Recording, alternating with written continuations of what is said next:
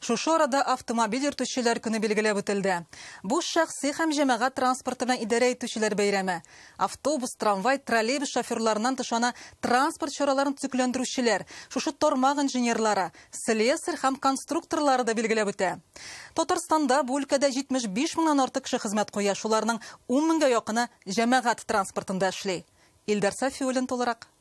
Эшкә бәйрәмгә барган кебек барабыз. Күлмәк, галстук бар. Наил Гарипов зур тантанага барган кебек чираттагы рейска чыгарга әзерләнә. Үз башыннан гына түгел, ул йөрткән троллейбустан да пөхтәлек бөркелеп тора. Идәнгә оппак келәм җәелгән, үзе икенче аяк киеменнән йөри. 37 ел троллейбус йөртүче булып эшләүче Наил әфәнде тәртип һәм төгәллек ярата. Мәктәптә укыганда бит күрәбез, троллейбуста бөтен кеше матур киенеп, чиста йөриләр. Вот, онны бетергәч, троллейбуска килеп укырга кирдем, укыдым, шушында эшләп идем менә гомер буе. Иртәнге сәгать 4-тә тора троллейбус белән көн саен 200 чакрым ара үтә. Быел Наил Гариповка Татарстанның ат казанган транспорт хезмәткәре дигән мактаулы исем бирелгән. Шәһәр һәм хөкүмәт дәрәҗәсендәге рәхмәт хатларына да ия. Техниканы гел карап тормаса ул бит җөрби. Ул аны юкка гына әйтмиләр, безнең икенче хатын дип. Аны гел карап торырга кирәк. Нәрсә тәртиптә кузгалабыз.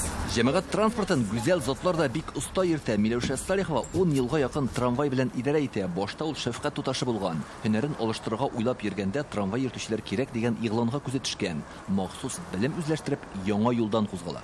Гел кеше белән үзенә бер күңеллелек аның. Менә хәзер без кондукторный система безнең оплата, күбесенчә ишегебез безнең ачык. Бер яктан арыйсың, салкында булып китә кайсы вакытта.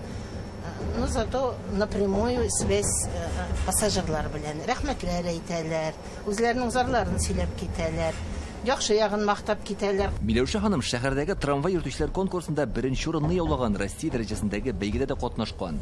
Заманча транспортта йөрү һавада очкыч белән идарә итү кебек ди. Камераларда биш бар, кем күп ничек кашын түләгәнне дә күренеп тора, ничә галочка чыкканны.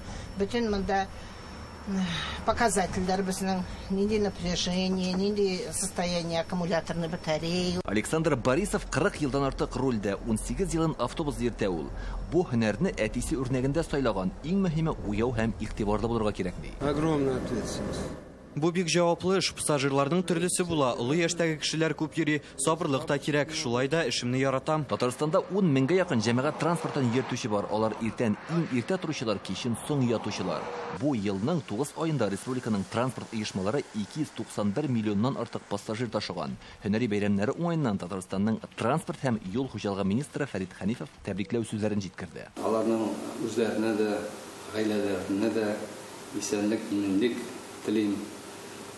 Эшләрендә уңышлар булсын, юллары тигез, матур булсын, армыйча эшләсеннәр. Аннан соң менә бүгенге көндә бик зур өметләр алардан көтеп калабыз, чөнки безнең эшләребез бик күп. Шәһәр кешеләре дә көтә аларны көн саен итү автобусларда. Гомумән бүгенге көндә Татарстанда юл транспорт тармагында зур эшләр башкарыла. Төзелеп килүче М12 трассасы республика аша үтәчәк. Шәле баулы юлы салына. Сыйфатлы һәм имин юллар икътисадка да уңай йогынты ясаячак. Илдар Сафиуллин, Игорь Романов, Андрей Ключников, Яңа гасыр каналы.